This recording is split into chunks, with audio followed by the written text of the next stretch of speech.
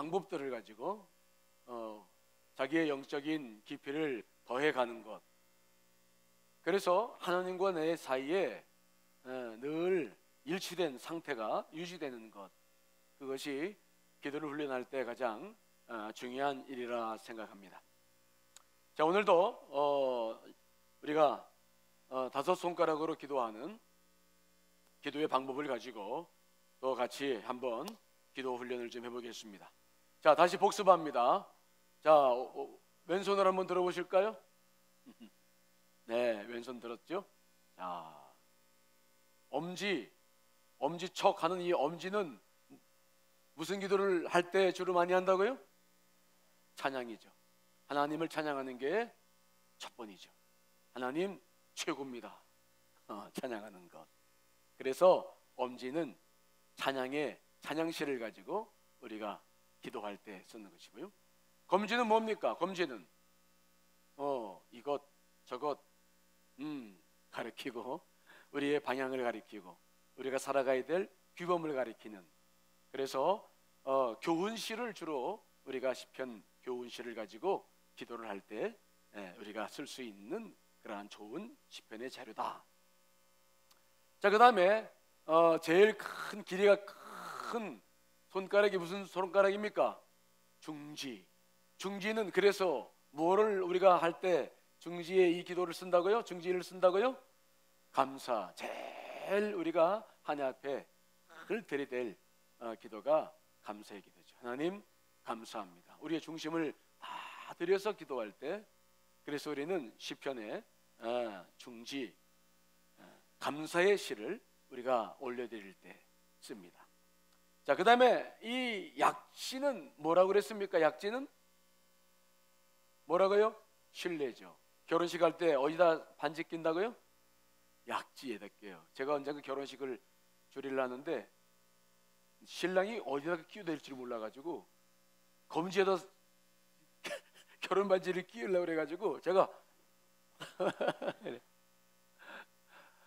이 약지는 심장과 가장 가깝다고 그래요. 그래서 약지는 늘 사람과 사람이 만나는 중심적인 하나님과 우리와의 관계를 약지로 표현합니다. 특별히 또 약지는 들어보면 알지만, 자, 주먹 쥐고 어저께 해봤죠? 약지가 잘 들립니까? 혼자 하는 들리니까 안 들립니까? 안 들려요. 다른 건 다 잘 들려요. 이렇게. 근데 약지만은 이건 누구 도움이 필요해. 같이 들거나 하지 않으면 약지는 이게 잘 안 돼요. 하나님의 도우심이 필요하다는 증거죠. 그래서 우리는 하나님을 신뢰하는 신뢰의 시를 가지고 우리가 기도를 하게 되고요. 그 다음에 마지막 무슨 손가락? 새끼손가락, 깨끼손가락, 애지, 이렇게 이야기를 하죠.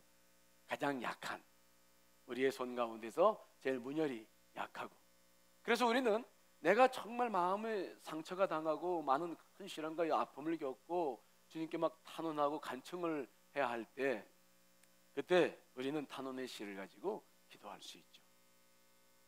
물론 시편 150편은 이 5가지 손가락에 다 들어가지 않아요.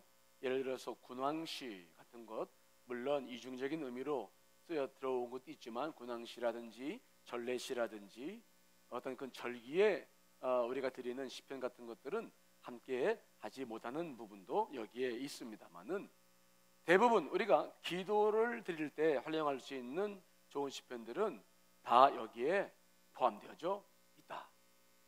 여러분 오늘도 성경책 가져오셨죠? 쪽 성경 가져오셨죠?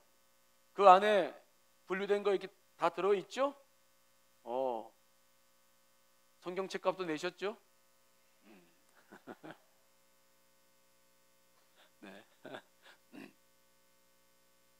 필요하신 분들은 아마 몇 권 오실 때 신청하시거나 아니면 하시면 내일 다시 또 공급해 드릴 수가 있습니다. 자, 오늘은 어제 이제 우리가 엄지척 해가지고 시편 몇 편을 우리가 같이 읽고 기도했죠? 시편 8편이죠. 하나님을 찬양하는 시였어요. 시편을 가지고 하나님을 찬양하기 시작하면 우리의 기도의 범위가 굉장히 넓어지는 것을 경험할 겁니다. 그렇죠? 그저 그냥 내 안에서, 내 주변에서 이루어지고 있는 그러한 이야기들이 아니라 거대한 우주 만물, 그분이 역사하시는 그 범위가 얼마나 큽니까? 그분의 그 광대하심 앞에 내가 들어가는 거예요. 그래서 내가 그 찬양의 시를 가지고 기도를 하다 보면 내가 누군지를 알게 되고, 그 위대하신 하나님 앞에 내가 어떤 존재인가를 깊이 깨닫게 되고, 그래서 우리가 그분을 찬양하는 것이 무엇인지 정말 기쁜 마음으로 찬양을 하게 돼요. 여러분, 늘 찬양이 우선적인 기도가 되어야 된다는 거 잊어서는 안 됩니다. 기도를 할 때 우리가 하나님께 기도할 때도 하나님 부르잖아요. 그래서 이 찬양의 시편이 여러분들이 눈에 들어오고 마음에 들어온다 그러면 여러분들은 기도할 수 있는 준비가 되어 있는 거예요. 그런데 마음이 상하거나 시름과 걱정이 있거나 인간관계가 안 좋거나 벌써 마음이 상한 데가 있으면 찬양의 시편을 여러분 찾아서 찬양 기도를 먼저 하려고 해도 안 돼요. 하나님을 찬양하라 그러는데 하나님께 대한 원망이 나가고 막 미워 죽겠는데 그때는 찬양 시편이 읽혀지지가 않아. 읽어도 이게 그 찬양의 그 맛, 그 감격이 내 영혼에 깊이 들어오질 않아요. 그럴 때는 과감하게 찬양 시편을 고집하지 말고 그 다음에 이제 신뢰의 시라든지 애지에 관계되는 거라든지 이런 시편을 먼저 읽고 기도하는 것도 좋은 방법입니다. 이해되시죠? 기도는 내 마음으로 합니다. 그러니까 영과 마음이 연결되어져 있죠. 하지만 내 혼이 움직여야 돼요. 그래서 내 혼이 움직여서 영과 함께 성령과 더불어 기도를 하기 때문에 내 마음이 상해 있으면 기도 됩니까? 안 됩니까? 안 돼요. 교회 와서도 안 돼요. 예배도 드리기 싫을 때가 있거든요. 그렇기 때문에 여러분들의 마음을 잘 이렇게 점검하시고 마음의 준비가 안 됐으면 찬양을 통해서 더 마음을 하나님 앞에 올려드리고, 그래서 그러한 마음의 준비를 가지고 기도를 우리가 할 수 있으면 좋겠다 생각해요. 자, 오늘은 검지. 자, 검지에는 시편 몇 편들이 있는지 한번 거기 살펴볼까요? 여러분 여기에 보십시오. 검지기도. 이 검지기도는 주로 언제 기도를 하냐면 하루 우리가 살아가면서 이 5손가락 기도를 다 하는 것이 목표예요. 하지만 다 못할 때도 있어요. 하지만 하루에 살면서 5손가락을 다 움직여 기도하겠다는 목표를 가지시고 가시는 게 제일 좋은데, 아침에 일어났을 때는 찬양을 하는 게 좋죠. 그 다음에 하루 일과를 시작하는 아침에 아침 식사를 하고 난 다음에 출근하거나 출근해서 그 다음에는 내가 오늘 어떻게 살 것인가라고 하는 방향과 그 기준들이 내 안에 다시 점검돼야 됩니다. 이해되시죠? 그래서 이 검지에 해당하는 교훈시를 딱 붙잡으면 그날 하루는 굉장히 그분과 동행하게 되죠. 자, 그 교훈시가 몇 편 있습니까? 잘 알고 있는 시편이 나오네요. 몇 편? 시편 1편, 19편, 34, 36, 37, 49 거기에 쫙하니 기록되고 있어요. 맨 앞에 있는 것들이 쉽게 여러분들이 할 수 있는 것들입니다.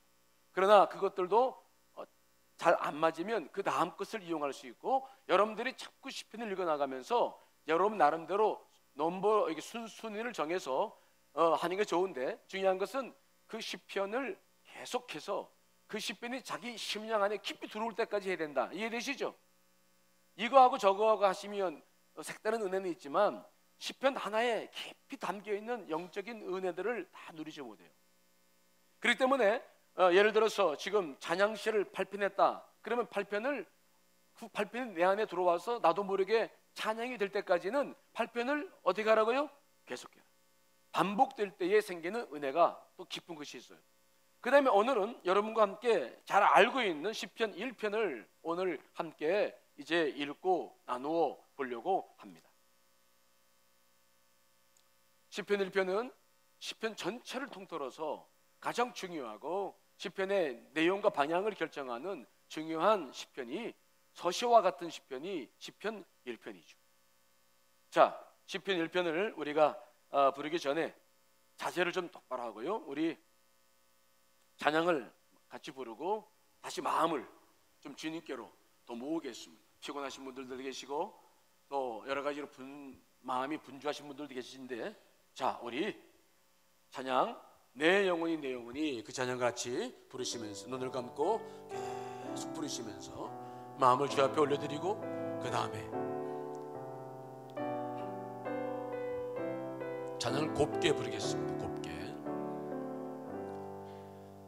내 영혼이 주님 찬양하며 기뻐합니다. 내 영혼이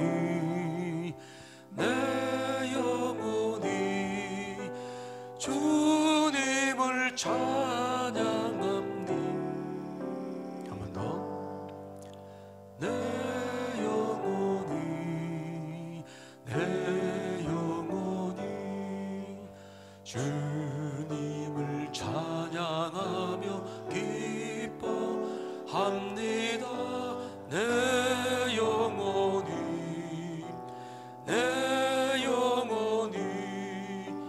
주님을 찬양합니다.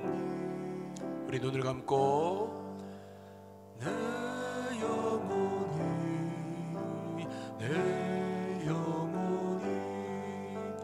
주님 찬양하며 기뻐합니다. 내 영혼이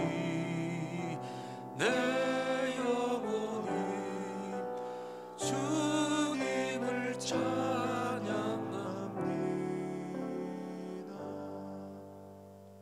주님을 찬양할 마음들이 준비가 되어져 있는지 자신을 한번 잘 돌아볼 필요가 있죠. 기도를 하는 것이 중요한 것이 아니라 기도하기 전의 준비가 더 중요합니다. 왜냐하면 기도의 준비만 잘 되면 기도는 되기 때문이죠. 그래서 기도하기 전에 무작정 기도하려고 하지 마세요. 자기의 마음을 다스리는데 많은 시간을 먼저 쓰세요. 자, 주여 주여 주 예수여, 그 찬양도 다시 한번 부르시면서 마음을 올려드립니다.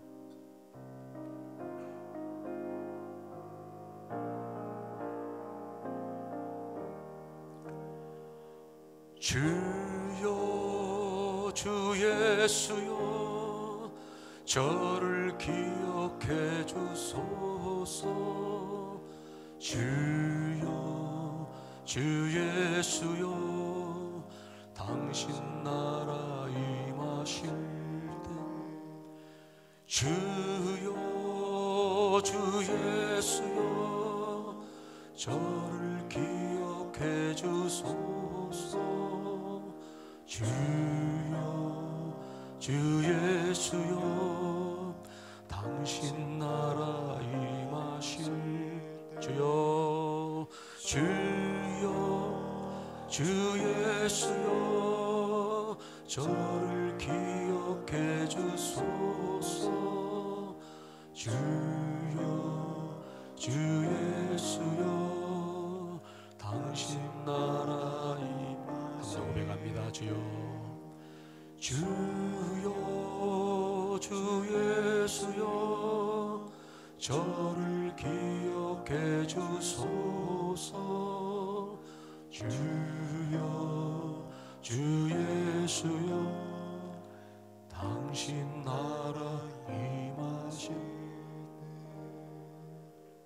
주님, 시편 1편 앞에 저희들을 세워주시옵소서. 시편 1편을 통해서 들려주실 주의 음성을 사모하게 하여 주시옵소서. 아버지, 우리는 늘 부족해서 주의 음성도 잘 듣지 못하고, 또 내가 무엇을 기도해야 할지도 놓칠 때가 많은 부족한 자들입니다. 이 시간 시편 1편을 함께 묵상하며 기도할 때 성령님, 우리 심령을 주님께서 다스려 주시고, 주께서 필요한 것들로 말씀해 주시고, 온전한 기도를 올릴 수 있는 시간이 될 수 있도록 함께해 주옵소서. 나사렛 예수를 받들고 감사하며 기도하옵나이다. 아멘. 미국의 시인 가운데 로버트 프루스트라는 시인들 여러분 잘 알죠? 옛날에 교과서에도 실려있던 글 가운데 하나가 가지 않는 길이다라는 시입니다. 참 의미가 있죠. 젊었을 때는 이게 무슨 말인가 몰랐는데 지금 보니까 참 깊은 의미가 있죠. 이 시를 보면 그는 지금 후회할 필요가 없는 인생의 행복한 선택을 했다고 그는 고백하는 것 같아요. 인생은 순간순간 내가 선택해가는 선택의 연장이죠. 우리의 인생의 행복도 내가 선택하는 것과 무관하지 않아요. 자, 그 프루스트의 시를 한 편 조금 후반부만 좀 읽어볼까요? 제가 읽어드리겠습니다. 앞에 건 중략하고 단풍 든 숲속에 두 갈래 길이 있었습니다. 그날 아침 두 길은 똑같이 놓여 있었고 낙엽 위로는 아무런 발자국도 없었습니다. 나는 한쪽 길은 훗날을 위해 남겨놓았습니다. 길이란 이어져 있어 계속 가야만 한다는 걸 알기에 다시 돌아올 수 없을 거라 여기면서요. 오랜 세월이 지난 후 어디에선가 나는 한숨 지으며 이야기할 것입니다. 숲속에 두 갈래 길이 있었고 나는 사람들이 적게 간 길을 택했다고. 그리고 그것이 내 모든 것을 바꿔 놓았다고. 우리가 산다는 것은 선택을 말하죠. 하나를 선택하면 다른 길은 갈 수 없죠. 우리가 무엇을 선택하느냐, 어떻게 선택하느냐에 따라서 내 인생의 내용과 질은 달라집니다. 내 운명도 달라지죠. 예수님께서도 마태복음 5장에서 7장에 이르는 산상수훈을 말씀하실 때에 두 가지 길에 대한 이야기를 하셨어요. 좁은 문으로 들어가라. 멸망으로 인도하는 문은 크고 그 길이 넓어 그리로 들어가는 자가 많고 생명으로 인도하는 문은 좁고 길이 협착하여 찾는 자가 적다. 좁은 문과 넓은 문이 있죠. 멸망으로 인도하는 문이 있고 생명으로 인도하는 문이 있죠.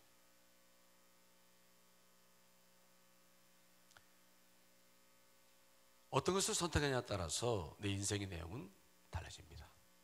시편 1편은 행복한 사람, 복 있는 사람에 대한 고백입니다.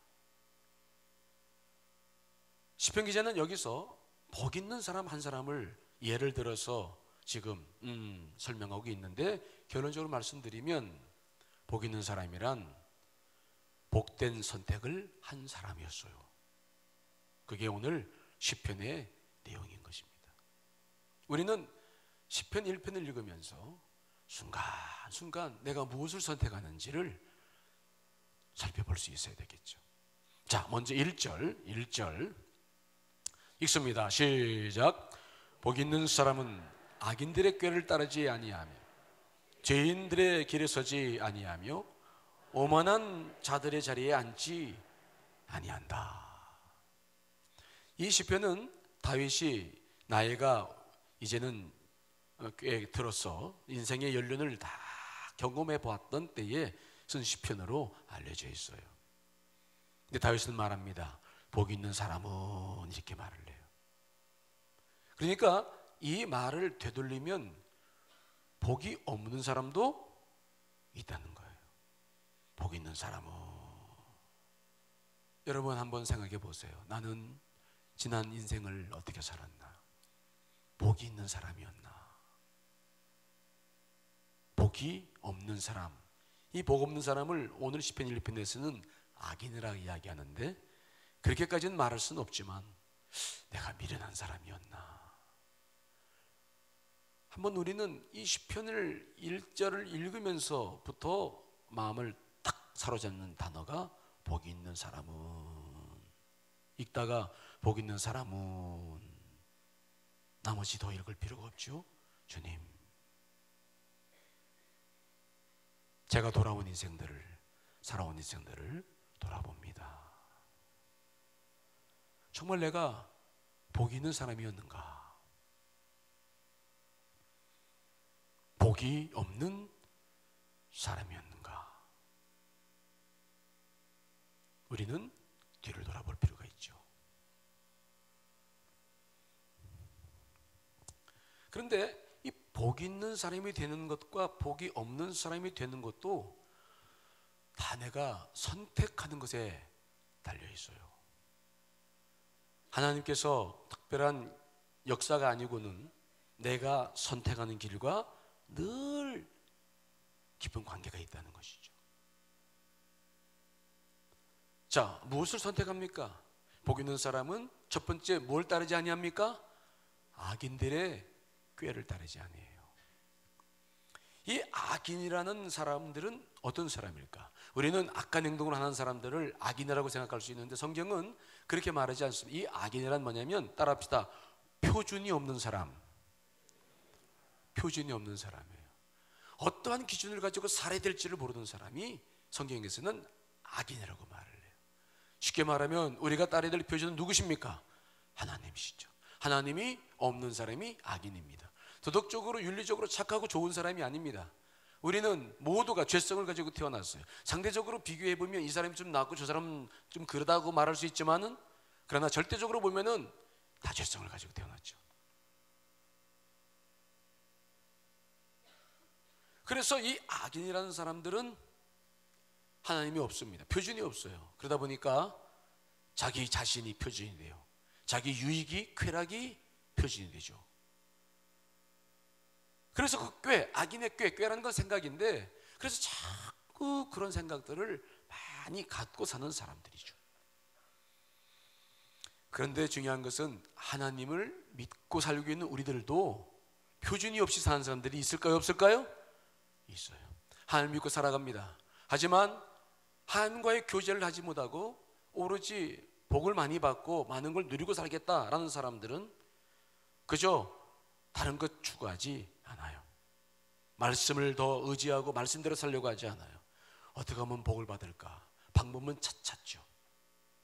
결국은 자기 중심적으로 모든 삶을 다 살기 시작합니다. 그래서 이 크리스찬들 가운데서도 하나님이 아니라 자신이 표준인 사람들, 자신이 목표로 하는 것이 우선인 사람들이 굉장히 많아요. 자기 중심성이 깨어지지 않아서 크리스찬이면서도 고통 속에 있는 사람들이 많이 있거든요. 그래서 우리는 이 복 있는 사람들이 되려면은 먼저 사람들의 이야기를 들을 때, 사람들의 생각들을 들을 때에 저 사람이 무슨 표준으로 이야기를 하는지를 구분해야 될 줄 믿습니다. 분별해야 돼요. 주변에서 많은 이야기들을 하고 함께 살아갑니다. 근데 저 사람이 왜 저런 이야기를 하는지, 표준이 무엇인지, 중심이 정확한지를 보지 못하면, 거기 휩쓰기 시작해서 부안해동하기 시작하면 내 삶은 꼬이기 시작하는 거죠. 특별히 오늘 시편 1편은 점진적 병행법을 쓰고 있는데, 악인, 그보다 좀 더한 사람이 죄인, 죄인보다 좀 더한 사람은 오만한 사람. 점진적으로 이 죄들이 발전적으로 나아가는 모습을 오늘 보여주고 있는데, 처음에는 악인들의 꾀, 악인들의 생각에 따르느냐 따르지 않느냐가 중요하죠. 그런데 그 악인들은 그것으로 끝나지 않고 뭐가 됩니까? 죄인이 되죠. 죄인이란 뭡니까? 죄인은 목표가 빗나간 사람이에요. 뭐라고요? 목표가 빗나간. 이 죄라고 하는 것은 이 관역을 향해서 쐈는데 관역을 못 맞춘 것이 죄예요. 그래서 이 목표가 빗나간 사람, 목표를 잃어버린 사람이 죄인입니다. 하나님을 향해서 표준이 없이 살다 보니까, 자기 기준이 되다 보니까, 자기 기분대로 멋대로 살다 보니까 표준이 없고 그것이 굳어져 버리니까 이제 죄를 짓게 되는 거죠. 그 사람들이 행하는 모든 것들은 죄가 돼요. 그런데 복 있는 사람은 그 죄인들의 길에 서지 아니한다는 거예요.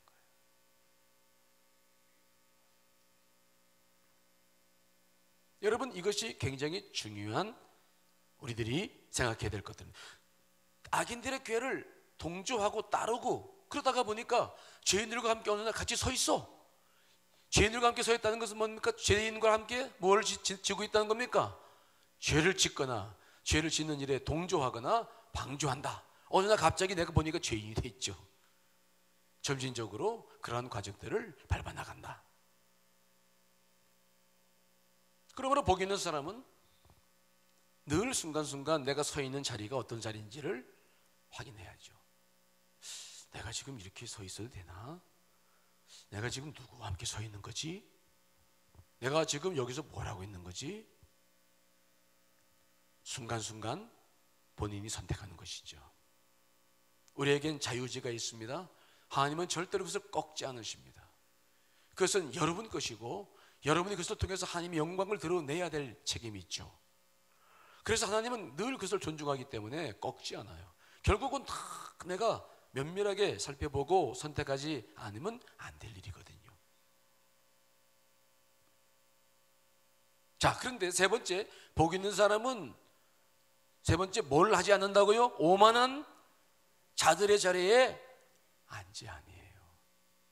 죄인보다 더 훨씬 나쁜 사람들이 오만한 사람들이에요.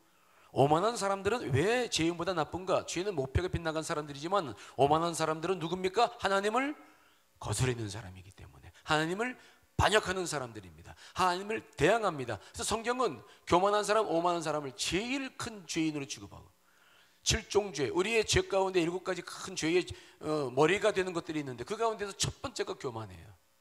교만은 그 자체가 죄일 뿐만 아니라 많은 죄를 야기시키는 것입니다. 그래서 이 죄는 7종죄 중에 하나인데 제일 먼저 나오는 것이 교만이에요. 복 있는 사람은 오만한 자의 자리에 함께 합석하지 않습니다. 그들과 식사하지 않아요. 그들과 삶을 나누지 않아요. 말을 섞지 않죠. 선택을 잘하는 사람들입니다. 그러니까 복 있는 사람들은 결론적으로 악인의 꾀를 쫓지 아니하죠. 그 생각 속에 함께 동조하지 않아요. 또 죄인들과 함께 서 있지 않아요. 일을 행하지 않아요. 더 나아가 오만한 자들과 자리하지 않습니다. 복 있는 사람이 복 있는 사람이 된 이유는 잘 그렇게 선택을 하기 때문에, 잘 순간순간 그것들이 무엇인지를 잘 보고 한 걸음 한 걸음 내딛기 때문에 복 있는 사람이 되었다. 그렇게 이야기를 하고 있네요. 자, 시편 1편 1절을 다시 한번 여러분 읽어봅니다. 여러분 이 가지고 있는 성경 요걸로도 읽어보시면 더 좋고요.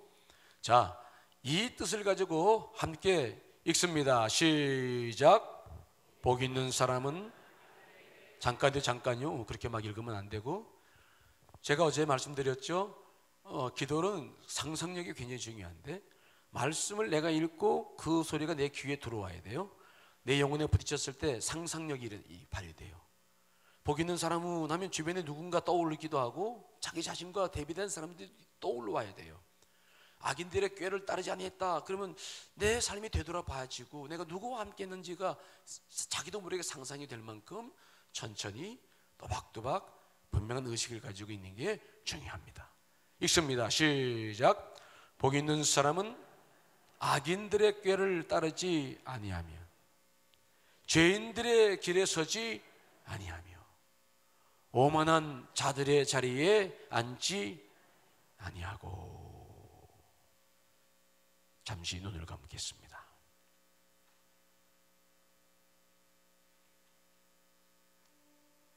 일 절 말씀 붙잡고 마음에 부딪힌 말씀 붙잡고 잠시 기도하겠습니다. 주님,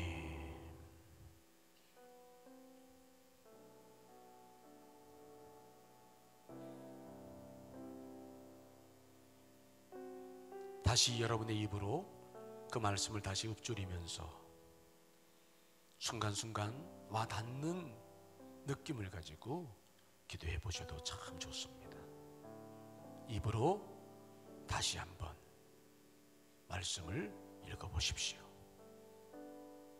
말씀을 다 외우듯이 하시는 게 좋습니다.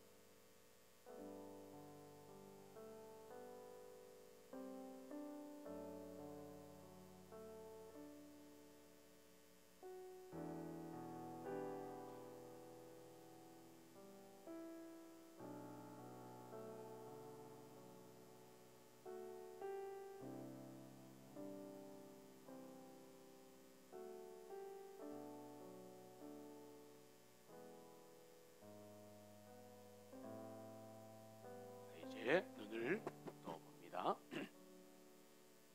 자, 이제 2절을 또 또박또박 읽어보겠습니다. 시작. 오직 여호와의 율법을 즐거워하여 그 율법을 지하로 묵상하는도다. 그런데 복 있는 사람들이 그렇게 좋은 선택을 할 수 있는 이유가 있었어요. 그렇게 악인들과 죄인들과 오만한 자들과 함께하지 않을 수 있었던 근본적인 원인이 있었어요. 그것은 첫째는 하나님의 율법을 뭐했다고요? 즐거워한. 여기서 율법이라고 하는 것은 좁게는 십계명과 여러 가지 규례를 이야기하지만 넓게는 하나님의 말씀을, 토라를 의미하죠. 즉 복 있는 사람은 좋은 선택을 하는 사람들인데 그 좋은 선택을 할 수 있는 기초가 뭐냐? 말씀을 뭐 한다고요? 즐거워한. 여러분, 말씀 성경 읽는 걸 즐거워합니까? 아니면 마지못해 합니까? 싫어합니까? 즐거워하기를 원하죠? 네, 즐거운 사람이 되시기를 간절히 축원합니다. 근데 대부분의 사람들은 성경책을 즐거워하지 않아요.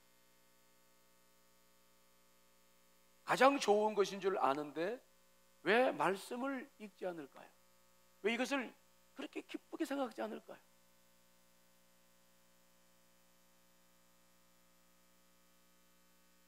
이 문제가 풀리지 않으면 우리는 계속해서 잘못된 선택을 할 수도 있겠죠. 계속해서 복 있는 사람이 걸어가는 길을 걷지 못할 수도 있겠죠. 언제 이것이 내 안에서 즐거워지게 되느냐가 복 있는 사람의 길을 걷는 출발점이 될 수도 있을 거죠.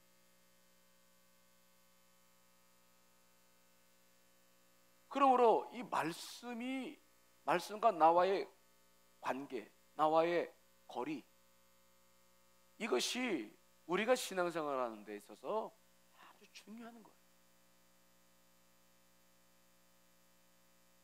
사람들은요, 옳고 그른 거 따지기 좋아합니까? 싫어합니까? 좋아하죠? 왜 좋아합니까? 선악과 따먹어서 그렇죠. 우리가 선악과 따먹은 죄인들 아닙니까? 그렇게 맨날 뉴스도 보면 뭐 옳고 그른 것만 따지잖아요.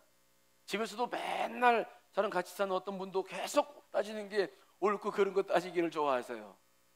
이건 옳고 이건 그르고 숱하게 옳고 그르고 아유 그렇죠. 우리가 살다 보면은 너무 많은 옳고 그름을 따지기 시작하고 옳고 이거 옳고 저거 그러고 다 그러는데 중요한 것은 옳고 그른 길을 따지긴 따지는데 옳은 대로 삽니까? 못 삽니까? 못 살아요. 따지기는 잘 따져. 그렇다고 우리 집사람이 뭐 옳게 못 산다 그런 얘기가 아니에요. 일반적인 얘기니까 이렇게 더 이상 거기가 끝난 얘기니까 또 연결시키지 마세요. 오늘 밤이 좀 심각합니다. 네. 그러니까 옳고 그런 것은 잘 따지는데 우리는 옳게 살려고 하잖아요. 그러면 우리는 어떻게 살려고 하느냐? 우리의 삶의 방향은 어느 길로 자꾸 기울어지냐면 즐거운 것으로 기울어져요. 무엇으로요? 재미있는 거. 오늘도 교우들이 아마 고민하는 분들이 있었을 거야. 신년 기도에 가서 시편 기도를 배울까? 아니면 집에서 드라마를 보고 있을까? 둘 중에 고민을 했는데 결국은 뭘 선택하신 분이 많습니까? 재미있는 게 뭐냐? 아이, 가봐야 또 목사님. 아유. 말씀 자체가 즐겁지 않아. 기도하는 것 자체가 즐겁지 않아, 아직은. 그러니까 결국은 이거보다 더 즐거운 것이 뭐냐? TV 보는 거지 뭐. 그리고 그냥 영화 보는 거, 가족들과 함께 있는 거. 제가 시간의 질을 이야기했어요. 지금 쓰고 있는 시간은 다른 어떤 시간보다 중요한 시간입니다. 시간의 질은 비교할 수가 없는데 그래도 그거보다는 즐거운 쪽에 마음을 쏟아요. 이게 우리가 살아가고 있는 딜레마예요. 옳고 그런 건 따지기 좋아하는데 옳은 대로 살지는 못하면서 즐거운 쪽으로 자꾸 내가 따라간다, 나도 모르게 따라간다는 거죠. 이해되시나요? 그런 부분들을 우리가 자기 자신을 알아야 돼요. 그래서 이제 성숙한 크리스찬이 되기 위해서는 옳고 그런 것이 중요한 것이 아니라 여러분들이 좋아하는 선호도, 좋아하는 기호를 여러분 영적으로 바꿔나가셔야 될 줄 믿습니다. 그게 중요한 것입니다. 그것이 바뀌어지지 않으면 우리는 이 말씀과 절대로 가까워지지 않아요. 영적으로 이제는 살고자 마음 먹으셔야 돼요. 그래서 내가 이제는 정말 말씀의 이 기초, 영적인 모든 것의 기초 대신 말씀을 즐겁게 좀 먹어보자. 자, 시편 119편 103절 읽어봅니다. 시작.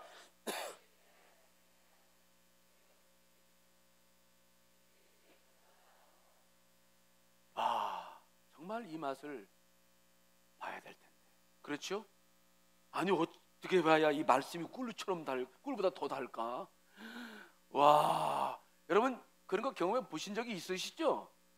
한두 번씩은 있어요. 계속적으로 경험하지 못하지만 한두 번씩은 있기 때문에 우리가 그 사모하는 마음은 있거든요.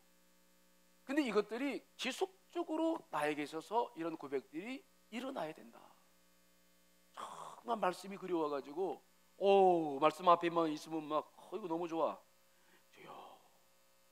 영의 세계가 확 열리고 말씀을 통해서 들려주신 하나님의 주의 음성이 들려오고 내 영이 막 좋아서 막 뛰어놀고 그런 것들이 이 말씀을 통해서 경험되는.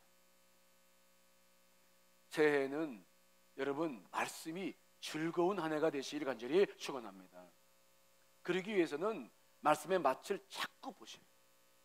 좋은 맛을 계속 보셔요. 그러면 다른 것들은 시시해서 못 봐요. 저도 옛날에 막 어떤 영화를 좋아했냐면 액션 영화 막 때려 부수는 거 좋잖아요. 복잡하고 그럴 때는 한번 보면 와, 속 시원해. 근데 그거 뭐로 보나 싶어. 봐도 그거 뭐 아무 의미가 없잖아요. 그렇죠? 드라마를 왜 그렇게 보고 있어요? 왜 이렇게? 말씀 앞에 서면 내 영이 막 춤을 추고 말씀 앞에서 정말 그보다 훨씬 더 한 것을 경험하기 때문에 영적인 충족감은 육적인 충족감과 비교할 수 없어요. 여러분 말씀의 맛을 많이 보시기를 간절히 축원합니다. 많이 보세요. 그래서 정말 말씀이 무슨 단계까지 와야 된다고요? 즐거워. 말씀이 그냥 차에다 놓고서 겨울 때만 먼지 툴툴 털어가 그래가지고 가지고 오고 이러지 말고 정말 끼고 살고 싶은 그 말씀. 이게 즐거운 사람이 되어져야 선택이 하나님의 뜻을 따라 할 수 있다. 오늘 시편 기자 다윗이 그걸 터득한 사람. 또 두 번째는 뭡니까? 그렇게 즐거워할 뿐만 아니라 그 말씀을 뭐라고 주야로 뭐 한다고요? 주야예요. 밤과 낮 계속 그 말씀이 내 안에서 뛰고 노는 거예요. 마치 누군가에게 불쾌한 말을 들었을 때 그 말이 나도 모르게 계속 여러분 안에서 그 레퍼토리가 계속 반복되는 것처럼. 그렇죠? 그렇게 암송하지 말아야 될 것들은 암송을 잘하는데, 묵상을 잘하는데, 묵상 정말 해야 될 것들은 묵상을 못해요. 이게 우리들이 가지고 있는 영적 현실이기 때문에 우리는 말씀이 즐겁다 보면은 말씀이 묵상이 돼요. 그러니까 말씀 묵상 우리 교회에서도 훈련을 하는데 그 훈련을 받으시고 그렇게 생활하셔도 좋습니다만은, 그런데 순서가 있어. 말씀 묵상이 말씀을 굉장히 즐거워하기 시작하면은 나도 모르게 말씀 묵상이 뭐라고요? 저절로 돼요. 그러니까 먼저 여러분 말씀 묵상했을 때 여러분 말씀 묵상을 가지고 자꾸 이렇게 훈련하기도 하시고 말씀을 즐거워하시기를 간절히 축원합니다. 여러분, 우리가 생각해 봐야 될 게 있는데, 우리 육신의 건강은 우리가 먹는 것과 깊은 관계가 있잖아요. 그렇죠? 매일 라면 같은 거나 먹고 또 좋지 못한 음식 먹으면서 건강하려고 하면 안 돼요. 여러분 영혼 안에 하루에도 수많은 것들이 들어옵니다. 많은 뉴스 이야기들, 뭐 소문, 뭐 그것들 다 영향가 없어요. 그런 모든 것들이 설 자리가 없도록 말씀으로 꽉 채워서 말씀의 묵상이 이루어지기를 간절히 축원합니다. 그 말씀 묵상이 이루어졌을 때에 비로소 여러분들의 삶이 달라져요. 자기도 모르게 달라져요. 이게 신비로운 겁니다. 경험해 보시면 아시겠지만 말씀이 채워지고 말씀이 묵상되어지고 말씀이 나를 이끌어가는 것들이, 이것들이 내 안에서 이루어지게 되면 인생이 달라진다니까요. 이게 참 신비로워요. 말씀은 살아있고 운동력이 있어서 자유 날선 그 검처럼 지금도 모든 것들을 혼과 영을 찔러 쪼개기도 하면서 우리 이끌어가고 있기 때문에 삶의 내용이 달라집니다. 그러니까 자꾸 다른 삶의 결과를 자꾸 찾으려고 하지 말고 먼저 말씀에 깊이 들어오시기를 간절히 축원합니다. 그러면 자연스럽게 돼요. 자연스럽게. 자, 2절 다시 한번 읽습니다. 자, 요거 펴놓으시고 PPT 보지 말고 요걸로 자꾸 훈련을 시키세요. 2절 읽습니다. 시작. 오직 여호와의 율법을 즐거워하여 그 율법을 쥐하러.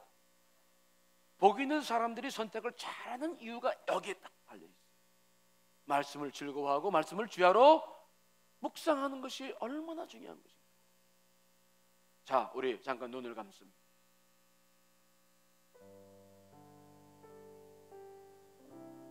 기도합니다.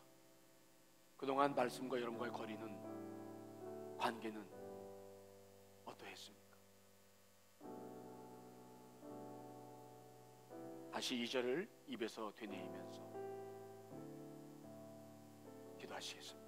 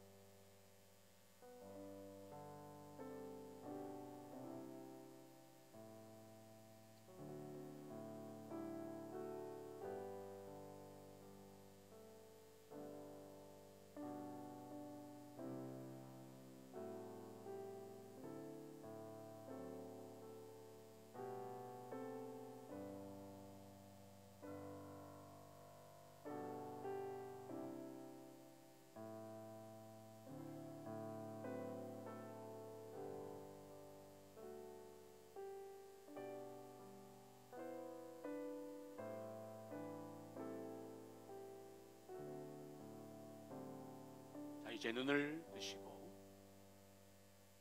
3절로 6절에 있는 말씀을 같이 읽습니다. 시작.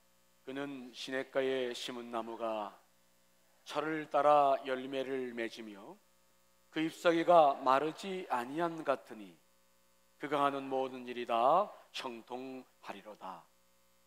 악인들은 그렇지 아니함이요 오직 바람에 나는 겨와 같도다. 그러므로 악인들은 심판을 견디지 못하며 죄인들이 의인들의 모임에 들지 못하리로다. 무릇 의인들의 길은 여호와께서 인정하시나 악인들의 길은 망하리로다. 오늘 다윗은 복 있는 사람을 이야기하면서 상징적인 하나의 이미지를 우리들에게 제시하는데, 그것은 바로 시냇가에 심은 나무와 같다 하는 것이죠. 즉 복 있는 사람은 누구와 같느냐? 시냇가에 심은 나무와 같다. 시냇가에 심은 나무는 아무리 가물어도 그 시냇가는 습기가 있어서 뿌리를 잘 내리고 있는 나무입니다. 주의 말씀 앞에 뿌리를 견고하게 내리고 있는 나무입니다. 특별히 복 있는 사람들은 위기가 닥쳤을 때 저 사람이 복이 있는지 없는지를 더 분명히 알 수 있어요. 복 있는 사람들은 위기 때 넘어지지 않아요. 시냇가에 심은 나무는 밑에 습기가 있기 때문에 아무리 가물어도 잎이 마르거나 열매가 그치지 않아요. 위기의 순간을 잘 넘기며 위기를 통해서 더 복을 받습니다. 이게 복 있는 사람들의 특징입니다. 그러나 복이 없는 사람들, 악인들, 미련한 사람들은 비바람이 몰아치고 상황이 안 좋아지면 자꾸 상황을 바꾸려고 그래요. 자기의 뿌리를 견고하게 내리려고 하지 않고 오히려 옮겨다 내려고 그래요. 상황을 바꾸어서 문제를 해결하려고 그래요. 그러나 여러분 기억하십시오. 그 시련과 환난도 누가 허락지 않으면 이루어지지 않는 겁니까? 하나님이죠. 그래서 어리석은 사람들은 환경을 바꿔서 시련을 극복하려고 그러고, 복 있는 사람들은 더 뿌리를 말씀 안에 견고히 내려서 문제를 해결해 나가려고 하는 것입니다. 이게 특징이 다른 거예요. 우리는 아브라함을 잘 압니다. 아브라함이 하나님의 은혜를 받아서 이제 가나안 땅까지 왔어요. 하지만 아직 그에게는 믿음이 없었습니다. 믿음의 뿌리가 없었습니다. 그때 기근이 닥치자 그는 한 기도도 하지 않고 가나안 땅을 버리고 어디로 도망갔습니까? 애굽으로. 거기 가가지고 자기 아내가 예쁘니까 자기 아내 때문에 자기가 목숨 잃을까 봐 아내를 누이 동생으로 속이고 살다가 망신당하고 다시 가나안 땅으로 돌아오죠. 우리는 룻기에 나오는 나오미의 가정도 잘 알아요. 나오미의 가정은 베들레헴에 살았습니다. 베들레헴은 여간에서 떡집이기 때문에, 곡창지대이기 때문에 흉년이 들지 않아요. 하지만 흉년이 들었습니다. 기흉이 들어 시작했습니다. 그러자 나오미의 가정은 뒤도 돌아보지 않고 이방인의 땅 모압 땅으로 전체가 다 이사를 가요. 상황을 바꿉니다. 그래서 얻은 결론이 뭡니까? 거기 가서 남편 엘리멜렉도 죽고 두 아들도 다 죽었어요. 결국 나오미와 두 며느리, 세 과부만 남게 되는 비참함을 경험하죠. 다시 그는 뿌리를 찾아서 돌아갔습니다. 그래서 지혜로운 여인 룻과 함께 그의 가문이 회복되는 이야기가 룻기 이야기예요. 복 있는 사람들은 위기가 찾아왔을 때 진가를 발휘하는 사람. 하나님 그들에게 시냇가 심은 나무처럼 더 복을 주십니다. 왜? 그들의 뿌리가 말씀 안에 깊이 내려졌기 때문이죠. 그들에게 무한한 복을 주십니다. 그들의 잎사귀는 마르지 않습니다. 열매도 그치지 않아요.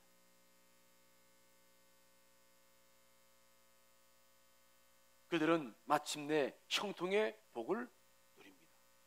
이게 복 있는 사람들이 걸어가는 길이에요. 그런데 악인들은 그렇지 않아요. 악인들이 누굽니까? 표준이 없는 사람들. 그래서 자기 자신을 기준 삼는 사람들. 그래서 그들은 위기가 찾아오면 견디지 못해요. 오늘 성경의 말씀 보니까 거기 여러분 4절의 말씀 보니까 악인들은 그렇지 아니하며 오직 바람에 나는 뭐와 같다고요? 겨와 같다. 위기만 닥치면 이 사람들은 그냥 쓰러져 버려요. 옛날에 여러분 탈곡하고 주수하고 탈곡했을 때 혹시 저와 비슷한 연령이 있는 분들은 기억하실 겁니다. 벼나 콩 같은 거 할 때는 막 타작해서 탁 두드린 다음에 그 다음에 휙 날려요. 그렇죠?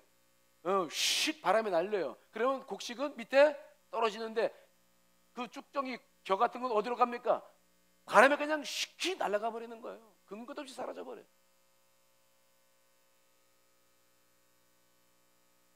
표준이 없는 사람들이 그렇다는 거예요. 말씀의 뿌리를 갖지 못한 사람들이 그렇다는 거예요. 맨날 옮겨 다녀. 이 직장, 저 직장, 이제는 옮겨 다닐 직장도 없어. 여기서 돈 꿔서 이거 하고 저기서 돈 꿔서 이거, 이제는 돈 꿔달라고 하는 사람도 없어. 이제는 정말 부도나기 일부 직전이야. 맨날 받고 되는 일은 없어. 여러분, 이것은 우리 현실입니다. 우리의 삶입니다. 지금 우리가 살고 있는 이야기를 하고 있는 거예요. 성경의 이야기가 아니라 우리의 삶의 이야기입니다. 그렇죠?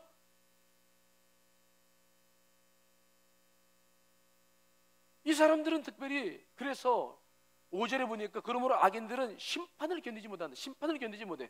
그 위기 앞에 심판을 견디지 못해. 그 심판이 하나님으로부터 왔다는 사실을 깨닫지 못합니다. 그래서 그들은 위기가 닥칠수록 막 분노가 일어나. 왜? 자기 뜻대로 되지 않으니까. 그래서 막 분노에 화신이 해가지고 막 술을 먹거나 술에 중독되거나 아니면 다른 게임에 빠지거나 도박에 빠지거나 아니면 막 분노를 폭발시켜가지고 사람들을 긴장시키고 자기 스트레스 해소를 하거나 그리고 그렇게 살아요. 심판을 견디지 못해요. 고난과 시련을 이겨낼 내적인 힘이 없어. 하나님과 관계도 맺어지지 않았지, 말씀도 없지, 그 시련을 견딜 만한 아무런 근거가 없어. 그래서 그 사람들은 자꾸 다른 것을 자꾸 찾아서 자기가 재미있는 거 아니면 위기를 모면할 것 아니면 임기응변으로 뭐 할 것들을 자꾸 찾아다니면서 삶을 자꾸 허비하면서 세월은 흘러가고 나이는 들고 점점점 껍데기 인생으로 바뀌어져 가는 것들을 우리가 보는 거죠. 그래서 6절에 보니까 5절에 보니까 견디지 못하며 죄인들이 의인들의 모임에 들어오지 못해. 그렇지 않을 말씀대로 살면서 의를 행하고자 이 복 있는 사람들과 함께 할 수가 없어. 왜? 자신도 없고 이제 또 어떻게 해야 될지도 모르고 스스로가 멀어져가는, 스스로가 자기의 삶을 이제 불꽃을 끄면서 서서히 사라져가는 그런 삶밖에 이 사람들이 걸어갈 길은 없다는 겁니다. 이해되시나요?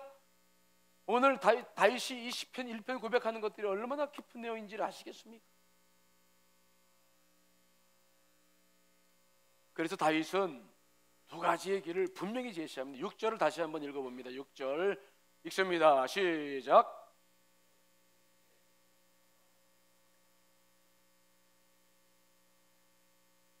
그래서 의인의 길은 하나님께서 뭐 한다고요? 인정해. 그래, 지금은 어렵지만 나는 너를 인정한다. 내가 너를 알고 있어. 너는 내가 책임질 거야. 염려하지 말아라. 말씀의 뿌리를 두고 그렇게 선택해 나가는 사람들은 하나님께서 그래서 인정한다. 하나님께서 다윗에게 말씀하셨죠. 다윗 내 마음에 합한 자다.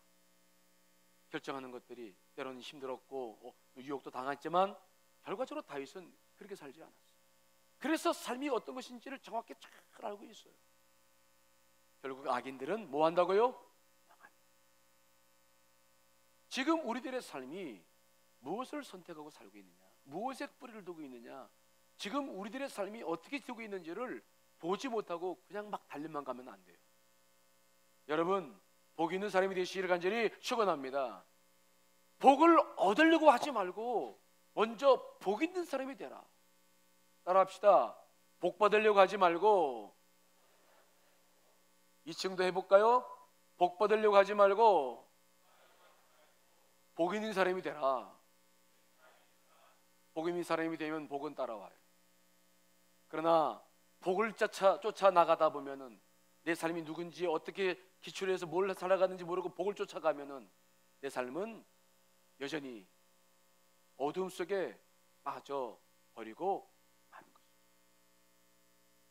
자, 3절 6절 다시 한번 말씀을 읽고 좀 기도할까요? 읽습니다. 시작. 그는 시냇가에 심은 나무가 철을 따라 열매를 맺으며 그 잎사귀가 마르지 아니함 같으니 그가 하는 모든 일이 다 형통하리로다. 악인들은 그렇지 아니하며 오직 바람에 나는 겨와 같도다. 그러므로 악인들은 심판을 견디지 못하며 죄인들이 의인들의 모임에 들지 못하리로다. 무릇 의인들의 길은 여호와께서 인정하시나 악인들의 길은 망하리로다. 잠시 기도합니다.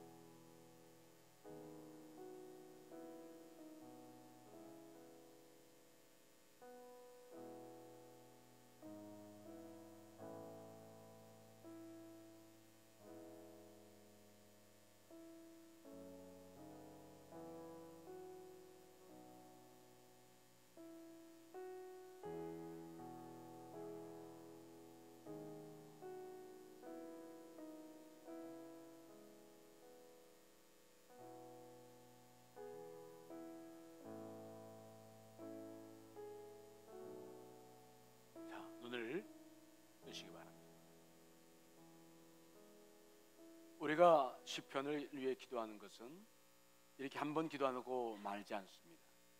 시편이 여러분의 입에서 이 시편이 외워지고 암송이 되어지고 속에서 나올 수 있을 만큼 계속해서 이 시편을 가지고 기도하시길 간절히 축원합니다. 계속 그것들이 이루어질 때 또 다른 영의 세계가 열려요. 처음에 깨달았던 사실만이 아니라 깊어지면 깊어질수록 더 깨달아가고 더 깊이 들어가고 기도들이 더 깊어져서 우리는 뿌리를 내리게 되죠. 자, 다시 한번 우리 찬양을 한 곡 부르시고 이제 시편 1편을 전체를 다 읽고 기도하는 시간을 가져볼 텐데요. 정말 다 암송할 하릴 만큼 그렇게 여러분들이 시편을 읽어주시면 좋겠습니다. 자, 우리 주여 주 예수여 같이 한번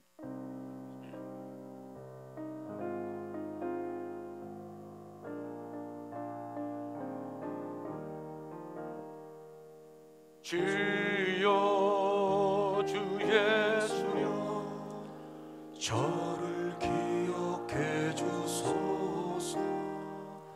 주여 주 예수여 당신 나라 임하실 때. 주여 주 예수여 저를 기억해 주소서. 주여 주 예수여 당신 나라. 세 번 더 부릅니다.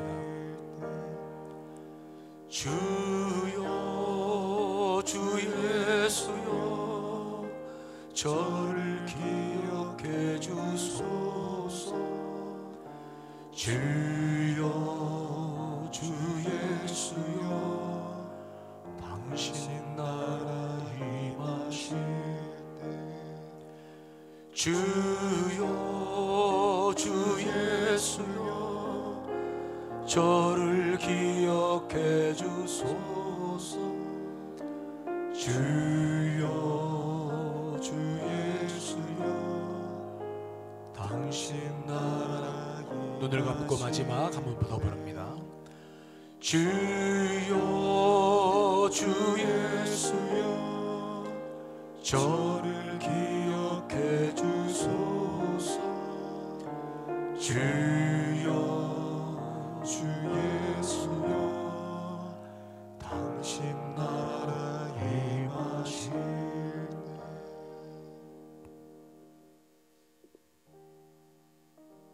시편 1편 여러분 책을 가지고 이제 읽어보겠습니다. 읽을 때에는 큰 소리로 읽으십시오. 여러 사람이 있으면 그렇게는 못 읽지만 되도록이면은 입술을 열어서 그 소리가 여러분 귀에 들어오는 것이 도움이 됩니다. 그리고 여러분 마음에 와 닿는 것들, 오늘은 우리가 다 공동체니까 다 읽고 기도하겠습니다마는 본인이 기도할 때는 읽다가 그때 멈춰서 기도하고 또 읽어도 상관없습니다. 이해되시죠? 자, 오늘 시편 1편 1절로 6절 정말 다 외우겠다 생각을 가지시고, 자, 자기 것을 가지고 읽어요. 스크린 보지 말고 자기 것을 한번 보시고 자꾸 여기에 관심을 기울여야 되겠죠. 읽습니다. 시작. 복 있는 사람은 악인들의 꾀를 따르지 아니하며 죄인들의 길에 서지 아니하며 오만한 자들의 자리에 앉지 아니하며 오직 여호와의 율법을 즐거워하여 그의 율법을 주야로 묵상하는도다. 그는 시냇가에 심은 나무가 철을 따라 열매를 맺으며 그 잎사귀가 마르지 아니함 같으니 그가 하는 모든 일이 다 형통하리로다. 악인들은 그렇지 아니하며 오직 바람에 나는 겨와 같도다. 그러므로 악인들은 심판을 견디지 못하며 죄인들이 의인들의 모임에 들지 못하리로다. 푸른 의인의 길은 여호와께서 인정하신. 아멘. 눈을 감고요. 우리 조그마한 목소리로 같이 기도하시겠습니다. 아버지는 오 주님,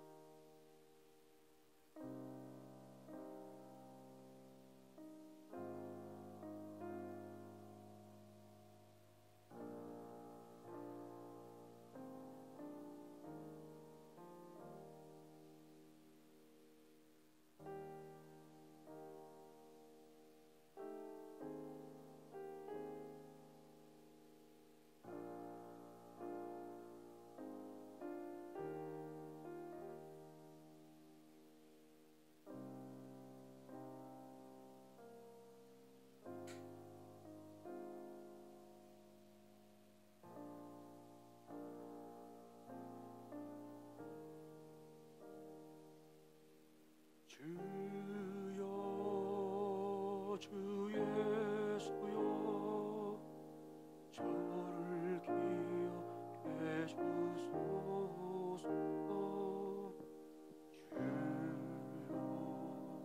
주여 주 예수여 당신 나라 임하실 때 주여 주 예수 저를 기억해 주소서. 주여 주 예수여 당신 나라 임하실 때 주여 주 예수여 저를 기억해 주소서. 주여 주 예수여 당신 나라 임하실 때 주여 주 예수여 저를 기억해 주소서. 주여 주 예수여 당신 나라 임하실 때 우리 함께 부릅니다. 주여 주 예수여 저를 기억해 주소서. 주여 주 예수여 당신 나라 임하실 때 이제 마지막 기도입니다. 이제는 스크린을 보면서 1절로 6절까지의 말씀을 다시 한번 읽겠는데요, 이번에는 읽으면서 여러분들이 생각나는 사람들이 있을 거예요. 내 스스로도 문제가 되지만 여러분 주변에 정말 복 있는 사람이 되어야 될 사람들이 있을 거예요. 오늘 남은 시간은 중보하는 기도로 마치고 돌아갈 겁니다. 이해되시죠? 정말 안타까운 마음이 너무 들어서 내 스스로도 그렇지만 내 자녀 중에 내 남편, 아내, 주변의 사람들이 보이는 사람들이 있을 거예요. 오늘 종은 9시 5분에 칠 겁니다. 5분만 여러분 양해해 주시기 바랍니다. 자, 다시 한번 시편 1편 읽습니다. 시작.